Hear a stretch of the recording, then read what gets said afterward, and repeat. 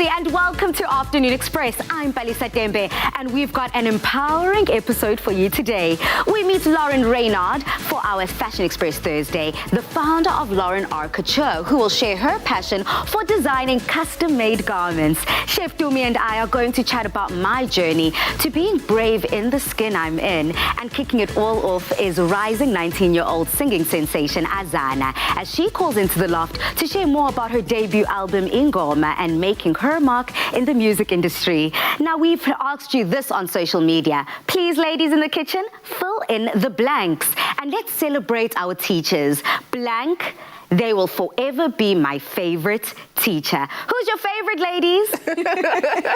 My favorite has to be one of my primary school teachers by the name of Miss Tavares. She was the sweetest. She was very strict, but she was also very sweet. She had a heart for people, you know, and that's what I loved about her. I was my maths teacher, Mr. Benji Deacon. I don't know why I remember him. Anyway, talking about pots today, we're going to be making a delicious recipe. Yes, I'm going to make a whole chicken curry, like a whole beautiful roasted chicken curry. It's succulent, it's soft, it's delicious, it's juicy, with all those beautiful curry flavors. And talking about pots, if you want to get your hands on this recipe, guys, go on to afternoonexpress.co.za. But for now, let's catch up with Azana. Singer-songwriter with a rich, soothing voice sounding like royalty, Azana released her debut album Ingoma in July, securing the #1 spot in the country on various musical platforms.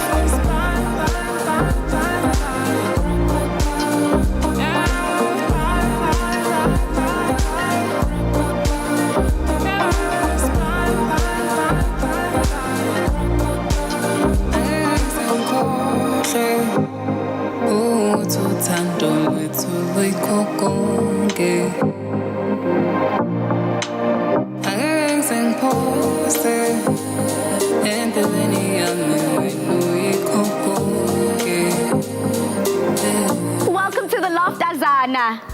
Hi, thank you for having me. I'm so excited to be here. You're looking so good. And you know, I appreciate this conversation more than ever because you are born and raised in Durban, much like myself. So it kind of feels like this is a visit from home. Thank you. Only 19 years of age, and your voice has been said to be soulful, rich, and soothing to the soul. Girl, it so is. Now that you've had an early start to singing, your teachers at school used to encourage you very strongly to even sing in school assembly. Now, please may you share your love for music, how it developed over the years, so much so that you now chose it as a career. I actually feel so fortunate to have started my career so early in my life. It's something that I always knew I wanted to get into. And when the opportunity came, I was like, oh my word, like, why would I leave it? So yeah, it just made me really happy. I started singing when I was in grade 1, even preschool actually, because I remember performing for the first time in a crowd at a graduation when you guys were actually getting ready to go to grade 1. So I enjoy that very much. I was always in choirs. I was always in places where there's competitions for music. I was always just in those kind of things. So I always was around music and I was chasing it. We've got quite a lot of similarities. I mean, for a long time, I myself grew up as the only girl amongst boys, and I was the last born. Therefore, as you know, we inherit the nickname Princess from our family. Yes. And I know you've also got a similar story. Please, may you share your story with us? Well, my second name is actually Princess, né? And my first name is Azana. So they called me Princess because I was the only girl and they were like 4 boys. So I grew up and I like to think that I was a bit spoiled because I'm a girl and I was the only one and I was the last born. So it was really beautiful. And yeah, I was the little princess. And yeah, my brothers like protecting me. They still like that now. But I'm a bit older now, but it's still the same. You're largely influenced by Black musicians, both past and present, with a passion for activism, pride, and you've also got that intuitive songwriting skills. Now tell me how you see this influence come through your music. I like to say this. Everything that I write is from what I've seen and what I've experienced and what I understand from what I've seen and what I've experienced. So writing Uhuru came from a place where I was looking at what was around me, and I took that and put it into paper. I wrote Bafazi about women empowerment. That was also something that I saw from my mothers and my neighbors. So I wrote about them to say, you're queens, you're worthy, and thank you. We are acknowledging you.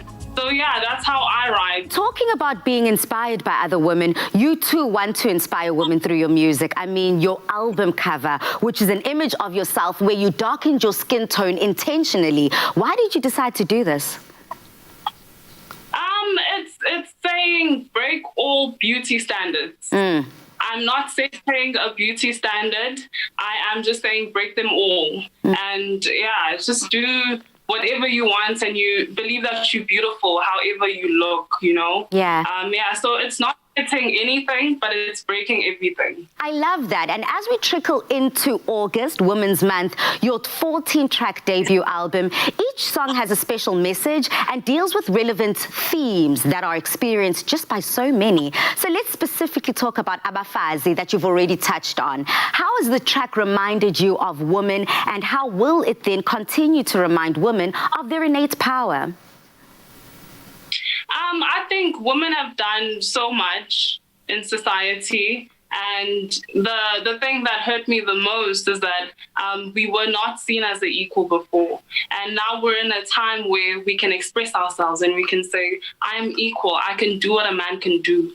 So that really inspired me, and I just wanted to put it in a song and tell women that yes, we are equal, yes, we are powerful, you can be whatever you want to be because you're a woman and you're a queen. Thank you so much for that incredible information. That, you know what, even though you are creating music, it's so much more than just creation and art. It's also education. And that's what's so critical and important. I also just want to thank you because you're not only using your brains creatively, but you're also using it within the law fraternity, studying family law and wanting to see a change within our communities, wanting to see a change within the vulnerable people, whether women or children alike. So we appreciate you, Siswami. We give you all the power. We are saying continue forth, conquer and be great during this Women's Month and, of course, throughout 2020. Cheers, my love.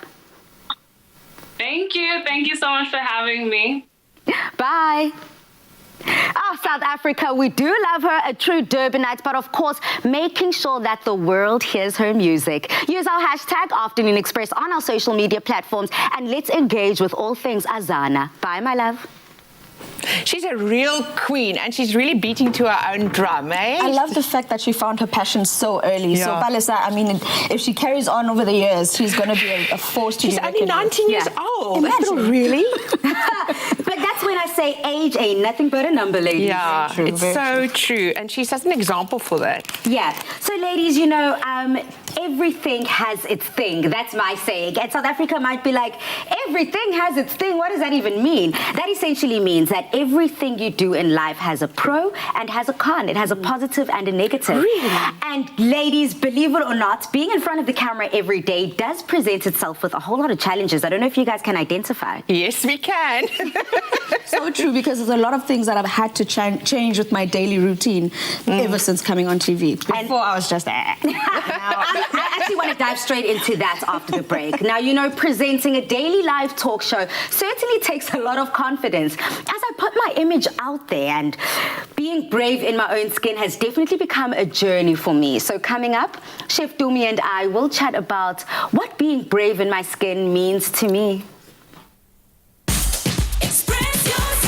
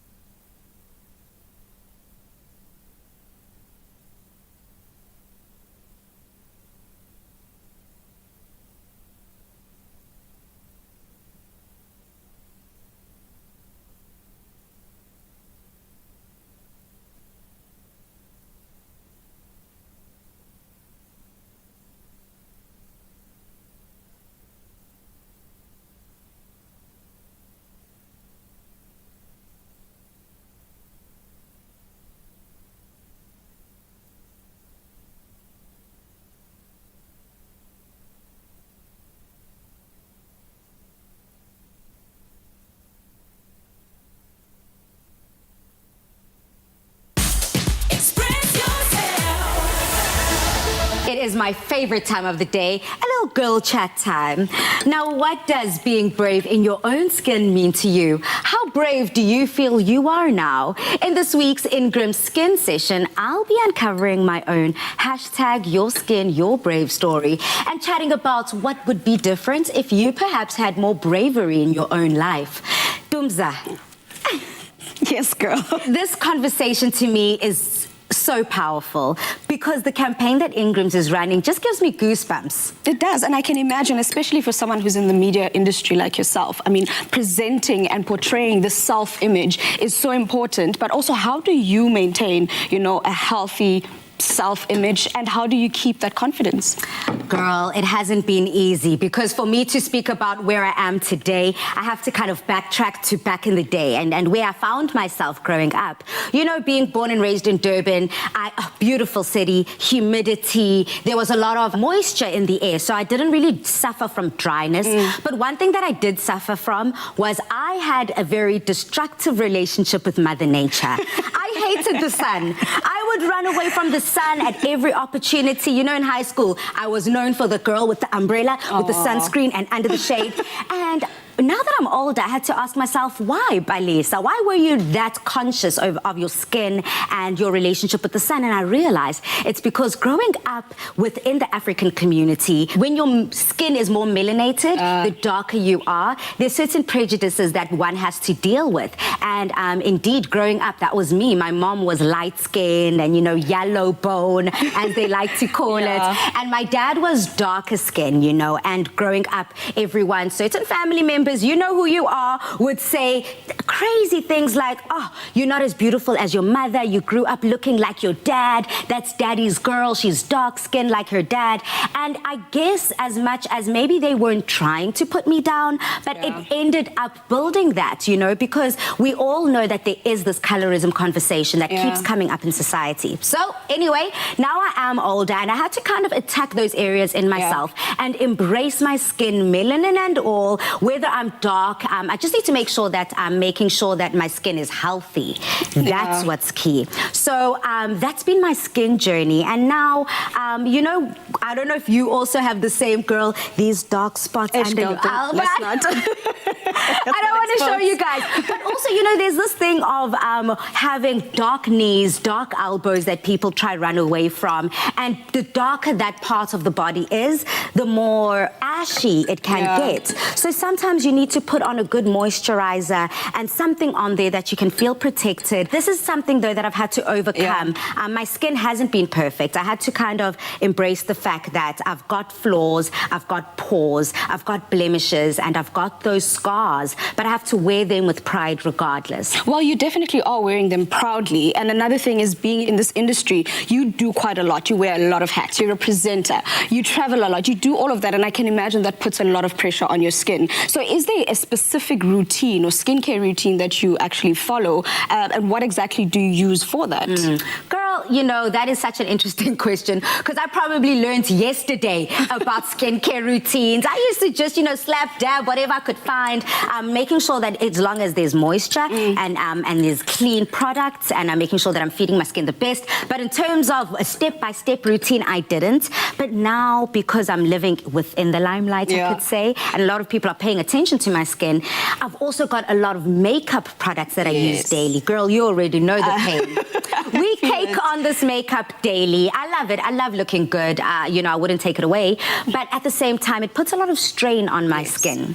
And then when we used to travel, going a lot to Joburg, up and down, the humidity of Cape Town, flying to the dryness in Joburg, my skin would react and not know what to do. So a skincare routine I had to do, girl. And another product that I just felt like I needed to incorporate are products that have more vitamin E. And for example, I don't know if you are aware, but this Ingram's tissue oil lotion is everything to me. Because, you know, with the dryness that comes around, one skin can become, you know, whether it's stretch marks, and my stretch marks become very dark, and to be able to alleviate that, I just use this and making sure that it's got this rich blend of oils that just magnifique to add into any skincare routine. I absolutely agree with you there. The range that is available from Ingram's makes it so easy to incorporate this into your actual skincare routine. And I can imagine that as a person who's so busy, who's got so much going on, we constantly want to find a way to see how can I make myself even more comfortable in my skin,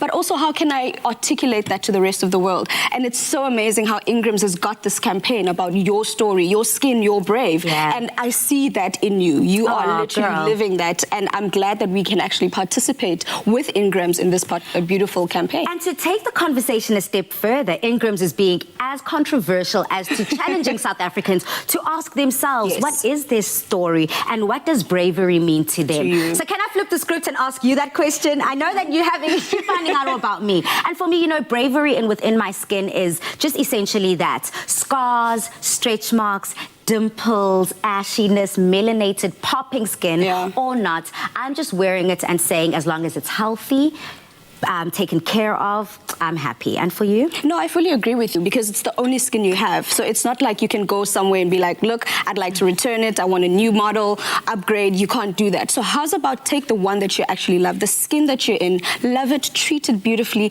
and use products that actually make sense to it, and therefore just make it glow even more. And then, of course, as important as what you put on your skin is what you feed yourself within the inside. Correct. So to back up beauty, you know, beauty is only skin deep. True. It's also what's on the inside that counts. And for myself, you know, those affirmations daily, telling yourself that you are beautiful, that you are a masterpiece, that you are made in a perfect image, telling yourself that you are this healthy being that radiates light. I think that that's just as important as lathering your body with these incredible products. But I love that. I love the fact that we have this opportunity to give advice to our viewers and to inspire them. Well, there's got to be one line or just one line of advice that you could give to someone about loving the skin they're in and basically living their brave.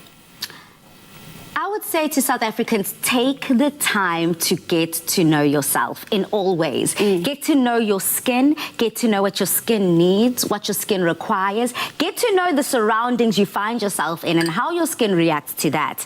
And then learn yourself on the inside as well, the characteristics that you have. You know, I think that self-care goes far beyond just what we put and the masks and the power masking that people talk about. It also has to do with self-care from the inside. So that would be my advice to South Africans. Take the time, get to know yourself, get to know your skin, and more than anything, get to know your interaction with others. And I think that's what's going to make us richer as abantu. I agree with you. It's what you put in. So what you put in is definitely what you get out. So I agree with you. Cheers to that, sis. Fully. Cheers.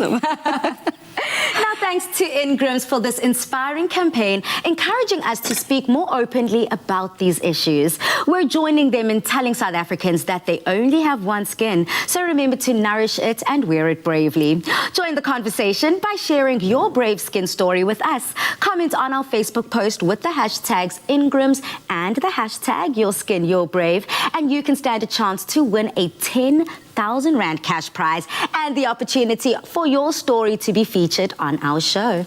You only have one skin. Nourish it and wear it bravely.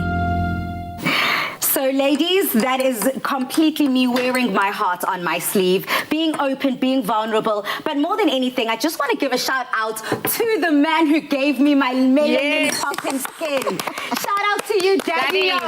Thank you so much for this melanin. Thank you so much for making me this gorgeous child that I am. But more than anything, ladies, being in the spotlight, I just want to touch base about you and your skincare journeys.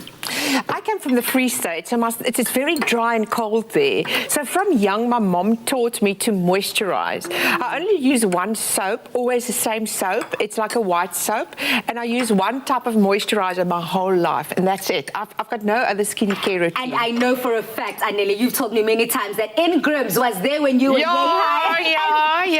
now you're an adult, and it's carried you through. Yeah. And Dumi, I know you and we just had this conversation. Yeah, because knowing me, I didn't really have much of a skincare routine growing up. So Ingram's was there.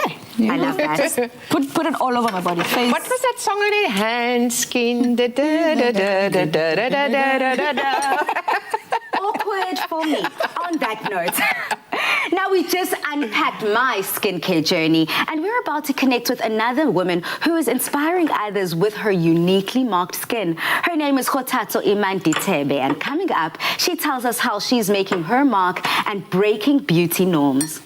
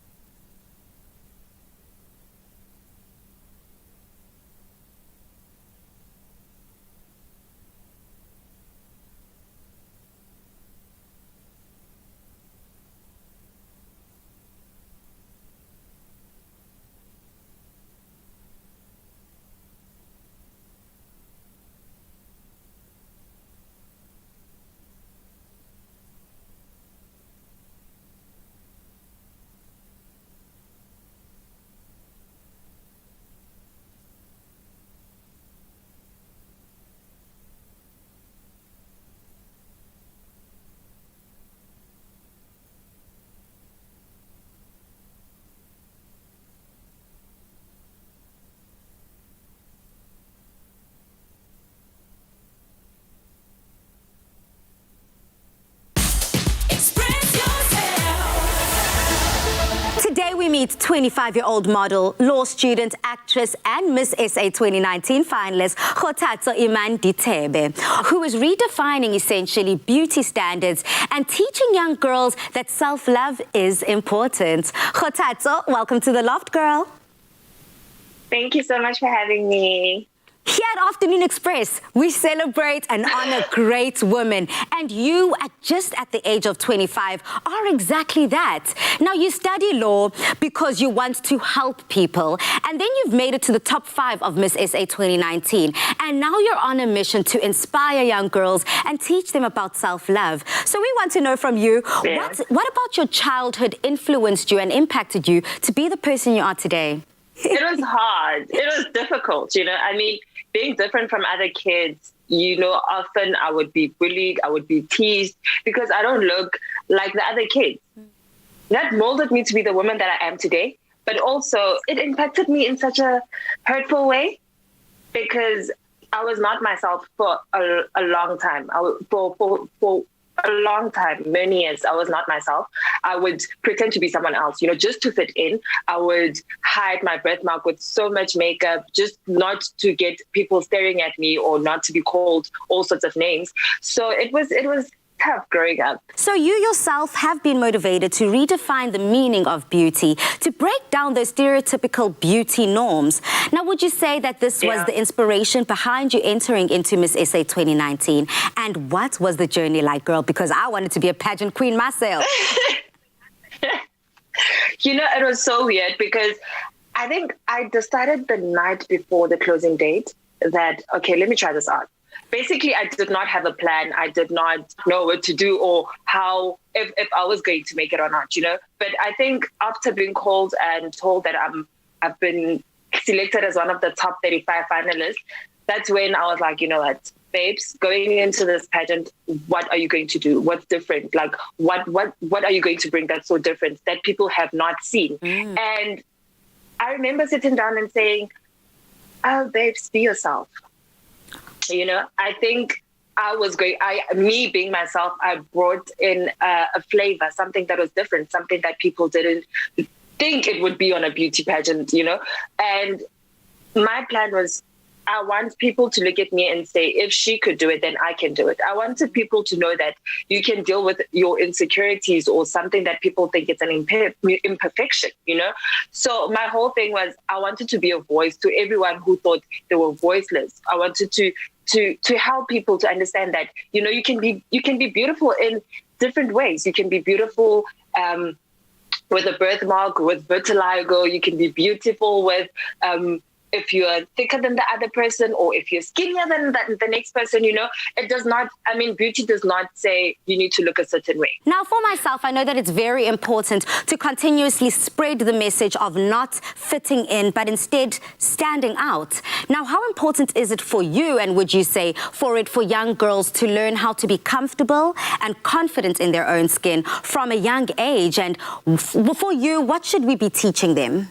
I feel like if I had known, I wouldn't have listened to what people had to say about me. I remember the first agency that I went to literally told me I can't make it if I do not have a makeup on my birthmark, so I can look like every other person or every other model on TV. You know what I'm saying? So, I mean, obviously those words were instilled on me and in me. And then I had to live with the fact that, okay, I am not going to make it, or I am not beautiful enough if I have my birthmark. If we teach young girls that even if somebody tells you certain things, learn to stand up for yourself. Learn to say, I am going to be who I am and I am going to make it as myself.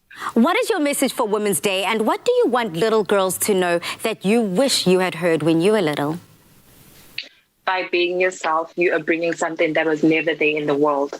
That quote, I live by that quote. I literally wake up to that quote every day, and I remind myself that, you know what, babes, be yourself. By being yourself, you are bringing something that was never there. You know, I remember we actually had this conversation 2 days ago when I had my interview. And and I remember telling someone that I wish I was not told that I had to put on my makeup to cover up my birthmark, because then I would have been the Winnie Harlow, you know.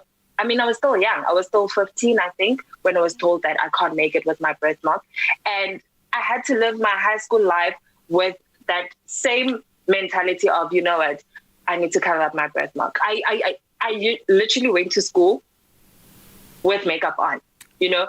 I think girls need to understand that by being yourself, you are bringing something that was never there in the world, and be yourself. Don't be afraid to be yourself and stand up for who you are.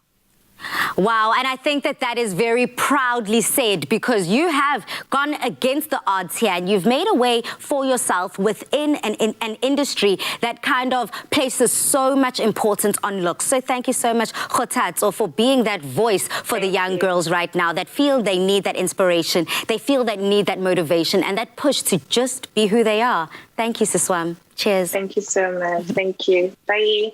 Bye. South Africa, that is a woman making waves in the South African modeling industry. And I want to find out from you, does her story touch you? Does it inspire you to go out there and champion any mountain that might seem a little too big to climb on top of? Use that hashtag Afternoon Express and let's share in the self-love.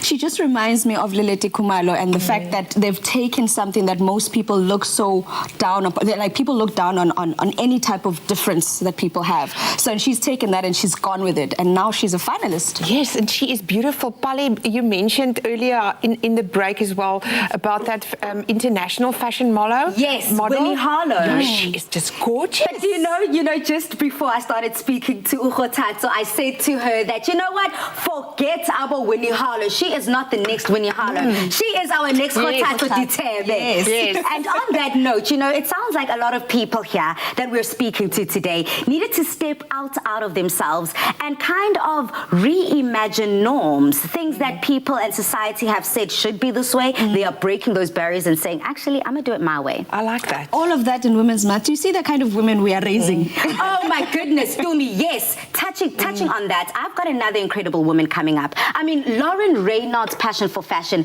began when she designed garments for her Barbie dolls as a little girl. Coming up, the founder of Lauren Architecture shares how she makes women look and feel like real queens. Express yourself.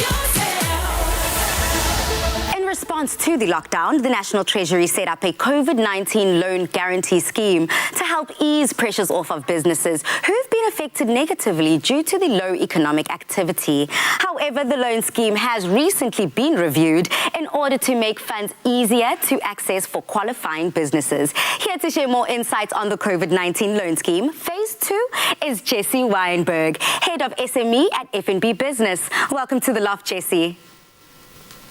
Hi, thanks for having me. Now, Jessie, can you please give us a brief explanation on what the second phase of the COVID-19 loan guarantee scheme is? Yeah, certainly. So the COVID-19 loan scheme phase 2 is effectively an expansion of the COVID-19 loan scheme that we launched in phase 1. So the new scheme will replace the previous offering, taking on new applications, but the existing loans granted under the first phase will run concurrently with phase 2.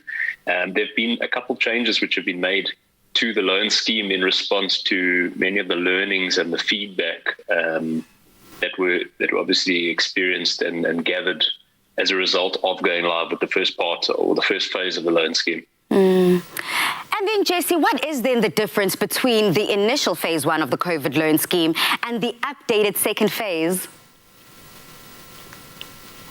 Sure. So I guess the biggest difference is really there's a couple differences, but one of the biggest ones is that in the first phase, it was limited to businesses that were turning over up to 300 million rand. So there's now no maximum, there's no turnover that's basically, that's been put in place, turnover limit.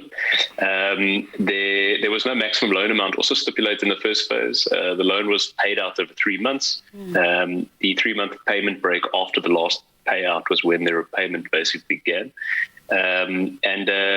Essentially now with the new scheme, it's available to all businesses regardless of turnover. So That doesn't include listed entities or state-owned enterprises or government institutions. The maximum loan account is 100 million rand now. The loan is paid out between or over a period of 3 to 6 months, depending on the financial provider.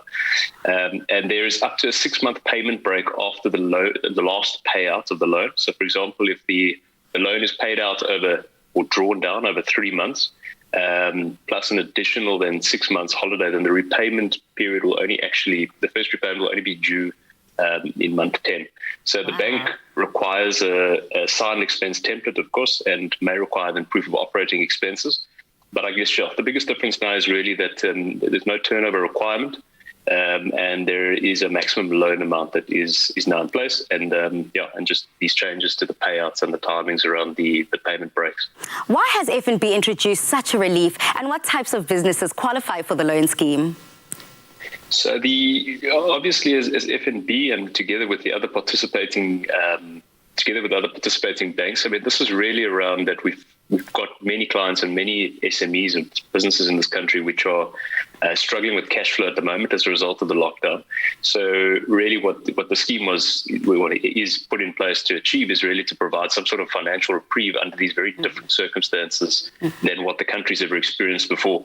So it's a very different construct as to what loans or banks would usually give in terms of loans, and making provision for these periods of time where the business might not have cash flow coming in for, let's say, these months ahead. Initially, when we did this, it was a 3-month period that we envisaged at the time, and obviously the lockdown has still been extended in certain, to many industries. And so we've had to adjust accordingly. And really, this is about helping businesses with cash flow, and specifically to help them pick up the costs of more of their operating expenses, so their fixed expenses, in a time where they're not necessarily earning much cash flow. So the types of businesses that would qualify for the COVID-19 loan schemes in phase 2 is businesses which are in good standing with your bank. So this is still a requirement. So where, for example, there shouldn't be any arrears with the bank or judgments, and there needs to be a good credit record in place. But the businesses need to be registered with SARS, so the South African Revenue Service, and can provide proof of tax registration. They need to be registered with SIPC, so where that's applicable. Obviously, sole proprietors won't be registered necessarily with SIPC.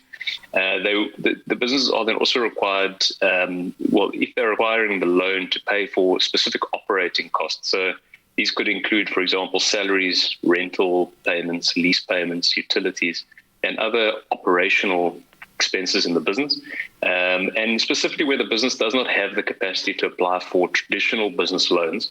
This is something where ideally, a business could look at, could qualify, obviously. Definitely. The application.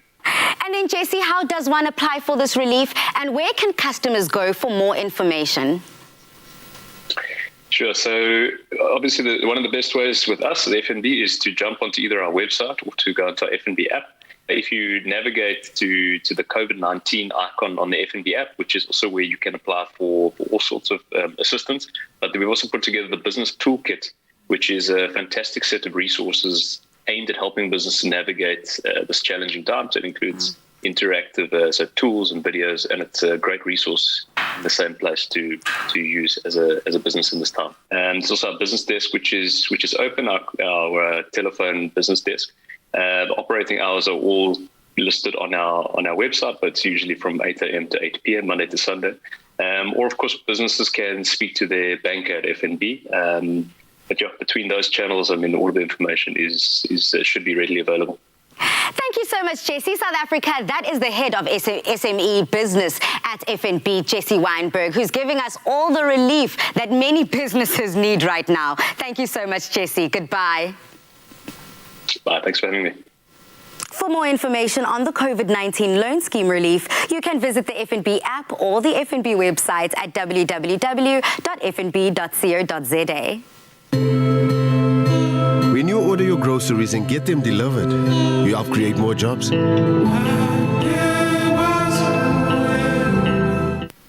Lauren Reynard, the fashion designer behind the eponymous label Lauren Architecture, joins the Afternoon Express show to discuss her label and how she used the difficulties during lockdown as an opportunity to profit by making her Lauren Architecture signature masks. Welcome to the loft, Lauren.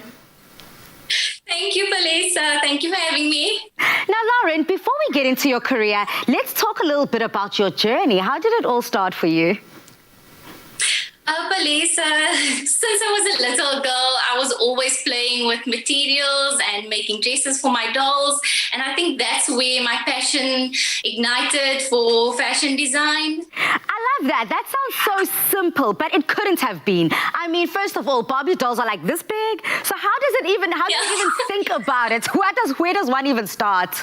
You know, it's a very nice process to work with the client. So they send through designs to me, and then we start working from that. And then I give my input with the fabric choices and all of that. Okay. And that sees you now today. I mean, you are the beautiful wife to a gorgeous husband and a mother to 2 adorable sons. So tell us about the incident that happened in 2015 that drastically changed your life and your career. Oh, that was a very hectic time for me, Palesa. My son was diagnosed with cancer, acute myeloid sarcoma. It starts in the blood and then it goes to the body, and you get like bumps all over the body. Yeah. Yeah. And then as a family, you know, yourself and your husband and the extended family, how then do you rally behind your son, still keep going strong, still keep him motivated, inspired, not giving up hope, but also needing to make a living? Yeah. So when my son was diagnosed, I had to stop working for a bridal designer. And then I focused on his health. And in 2016, when he was declared healthy, I started my own business. I decided, Lauren, it's time to do your own thing. And then, yeah, the rest is history. Well, I'm grateful, first of all, for your son's health, just first and foremost. And secondly, that he's got this strong support system in yourself and in your husband, people that are able to elevate him even when he was at his lowest. And as a family, you were able to rally around each other and support each other. So now tell us all about Lauren R. Couture and what that represents. Lauren R. Couture is, I'm a very classic, my designs are very classic, and I try to stay true to myself by creating luxurious garments and flatter the female body. It's very important that you create designs that will flatter the body and show off the best features of the body. So I like to stay true to the body shape and design according to that. So then, Lauren, what then happens when there's a lockdown and people are not getting married as they used to and there are no events to design for? You then flipped your designs on their head and you focused on the face and you created your masks. So please briefly tell me about the process of your masks and what anyone can look forward to when they want to seek out a Lauren R. Couture mask. So my mask, I decided to, you know, although it's a precaution, a lot of ladies wanted something to match their garments. So I sourced some fabric that's a bit more glamorous so they can match it with the outfits for when they go out. And match with the outfits when they go to like weddings now, like more intimate weddings, and when they go to work, and you know. Where there is a will, there is a way, but make it fashion, baby. Thank you so much, Lauren, for joining us, sharing your love, sharing your family story, and how you guys have been able to overcome the adversity you faced. Thank you. Goodbye. Thank you.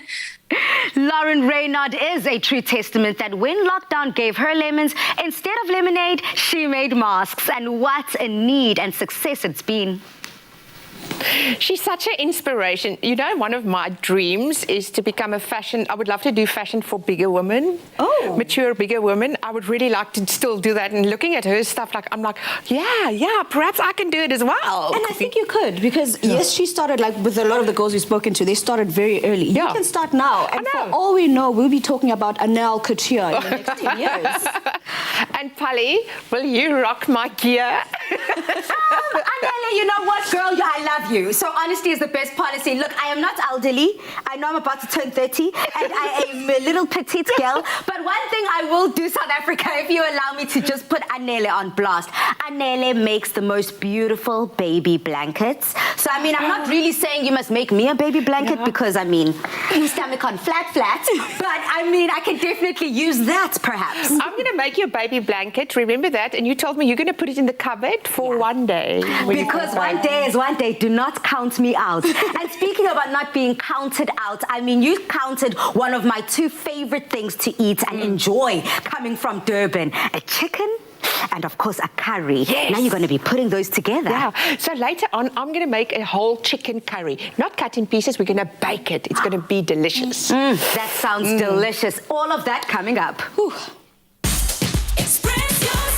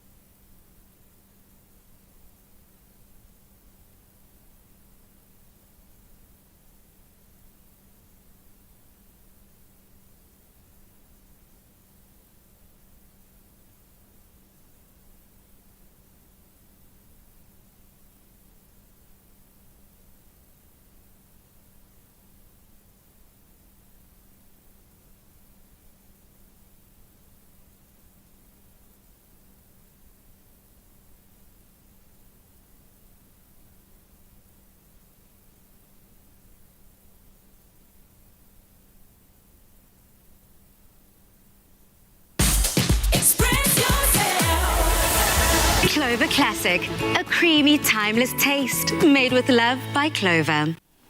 Happy Thursday, South Africa. Thank you again for joining us. It's about quarter to the weekend, and before you start planning your weekend plans, here's a delicious offering with our Clover Classic whole roast chicken curry. This is a recipe that is perfect for midweek dinner and that lingering, timeless taste. It's delicious. You're going to show us how to make it. Yes. It looks amazing. You know where I learned this? From Reza Mohammed. Are you for real? Yeah, he's amazing. He's got such a wonderful character, and he taught me this, and this is inspired by him. Talk about name dropping. I know. You have to do it sometime. Anyway, so we're going to make a roast chicken, and we're going to put the curry underneath the skin, the beautiful flavors, so it keeps inside. But before we carry on, I first want to prep it. So I'm going to use a thigh. Okay. And with confident slices, slice 1-2 slices in there, because we are going to rub in this beautiful curry inside the thighs. So we're just going to go 1, 2, like that. so the flavors can go inside. And now I'm going to loosen the skin because we want this rub that we're going to make to loosen the skin. So I'm going to go from here, and all you do, you just cut it a little bit with your finger like that. And then what I use a spatula, and I just press it like that so the skin doesn't tear. Of course, okay. So I'm just going to do the other one on this side. Perfect. And now I'm going to make, now I'm going to stay in the chicken. Now I'm going to make this beautiful curry sauce that we're going to put in. So I'm going to use some Clover Classic. That's a perfect ingredient, like a perfect carrier because of that tanginess, and it's basically going to just hold on to the chicken and make sure. I know, it's full of calcium, it's creamy, it adds a bit of sweetness, a bit of acidity. It's just divine. It has 10 vitamins. I know. 10 vitamins. Whole vitamins. Vitamins. I love the creamy taste of it. So in here, I'm going to put some curry powder. Okay. This is ginger. I must smell because there's so many things here. Some garlic, some cumin, some cinnamon. Oh, here's a cumin. The other one was coriander. And some chilies, always chilies. Of course. Now, I'm going to mix this, and then I'm just going to start doing it, and then I'm going to hand over to you because you're also making something special. Well, I'm just making an accompaniment to what you're making. But guys, remember, go on to afternoonexpress.co.za for the recipe details, all the measurements, everything, to make sure you get your hands on this recipe because it's already starting to look like it's amazing. So all you do is you put your curry paste that you've made underneath the skin, especially underneath the breast, because that is normally your dry part. Yes. Underneath the breast like that. Gonna add it in there underneath the breast like that. And just now I'm gonna rub the whole chicken with it as well. But we first want to, I would love a lemon. I also gonna put a lemon in the center. It's not in the recipe, people, but I'm gonna add it in here, and I'm gonna season this beautiful cavity of the chicken with some salt. And then I like to truss the chicken. Okay. Yeah, because it keeps the legs for those that don't know. It's like tying the chicken together so it doesn't fall apart in the oven. Okay. So all you do, you put it under this little tail. Okay. Bring the two leggies together. Crisscross underneath here. I hope it's long enough now. Genade underneath here. Okay. Bring it around underneath there, and then we're just going to tie it up here. Interesting. And it's so easy. Because most people, whenever they're trussing, they just truss the legs and nothing else and just leave it like that. So it's literally just the legs that are tightly closed together. I like to keep the little wings to it as well. Okay. And now what I'm going to do is I'm going to add some butter in the cavity here. You need that butter in the cavity. Because the one thing you're doing now is you're making sure that there's flavor from the inside and the outside. Outside, yeah. And then what I do with this, and guys, this is messy, but we are going to get messy. Sorry about that. You're not cooking if you're not making a mess, I'm going to rub this into the chicken as well. This beautiful curried chicken, rub it in to the chicken. And then you whack it on high in the oven on about 200 degrees for an hour. That's it. Really? 200 degrees for an hour, and that's it. That's all I do. You always salt and pepper it as well afterwards. And there you go. Look how beautiful it is. Yes. Okay, I'm just making an accompaniment to that. And normally whenever we're having something spicy or hot, I'd like to make it tzatziki because it's also got that mellow flavor. It just basically cools you down. And I'm also using some Clover Classic here in here as well. So what I've got some Clover Classic, and I've got some green peppers that I've just chopped up. That's such an interesting choice. I love it. Yeah, normally you'd use cucumber, but I actually like green peppers quite a lot. And instead of normal cucumber, I've got some gherkins for that additional tang in the recipe as well. And then just to add additional flavor, you've got coriander in the actual spices there. Yes. So I figured let's use some coriander in the tzatziki as well. Delicious. And literally just roughly chop it. And this is going to go very well on the side with the jasmine rice and that. And you know, when you get your chicken out of the oven, what I like to do, I like to peel my potatoes, but I even put the potato peels inside with it while it's roasting, and some onions and carrots. And then you make the most beautiful sauce. You just add a little bit of water in here, like that, and you just get all the scratchings and all that beautiful flavor off. And then what I'm going to do, I'm going to add another spoon of Clover Classic in here just to give it that tang. And to thicken it up to thicken it up and to make it all creamy. And there you've got this beautiful, beautiful chicken dinner, curry dinner. And that goes so well with the sauce and then the tanginess of the tzatziki. And it's just like, it's an amazing recipe, guys. This is delicious. I'm going to add so it we're here. telling you now, if you want to try this recipe, head on over to afternoonexpress.co.za and get your hands on this amazing, tasty, juicy, delicious recipe. It looks amazing now. Thank you. Clover Classic, a creamy, timeless taste made with love by Clover. Ladies, thank you so much for dinner. You guys are always making sure that I am fed, I am taken care of, and of course that our viewers have nothing but the best in their kitchens. I know, and they're going to love this chicken curry. You must taste it too and let me know what you think. I'm not even giving you guys a chance. I'm just digging in. Once you do that, ladies, on social media, we have been asking everyone who their favorite teacher was and why. And I have to just take a flashback all the way to grade 5. My favorite teacher, definitely, hands down. Shout out to you, Mr. Levings. I don't know where you are. I don't know what you're doing right now in life. And I hope you still are teaching, because I grew up with a bit of a challenge, learning disability and reading disability called dyslexia. And if people aren't familiar with dyslexia, it's just, it's a hindrance when it comes to reading, whether it's words or numbers. Mr. Levings, outside of school hours, used to come to my house, give me private lessons, homework lessons, help me read, help me go through work. And then when my brother, my elder brother, was also struggling, he said, join the table. Let's all work together. And it's essentially teachers like these who help you overcome challenges, believe in yourself, and who instill that confidence when it comes to your education and academia that is so superb. We shout out and celebrate all the incredible teachers, especially during this time. A lot of people are homeschooling, so I think a lot of parents are like, I'm the teacher, Bali, I'm the teacher. I think a lot of parents would love the school to start again, because I think they all find it a big challenge. Yeah. But your teacher must be very proud of you. Very proud. Now, South Africa, please join us again tomorrow in Mzansi as we connect with 3 powerful female musicians, Amanda Black, Smongile Kumalo, and Moonchild Saneli. Until then, good night, stay safe, and happy eating. Afternoon Express, made with love by Clover. Another feel-good production.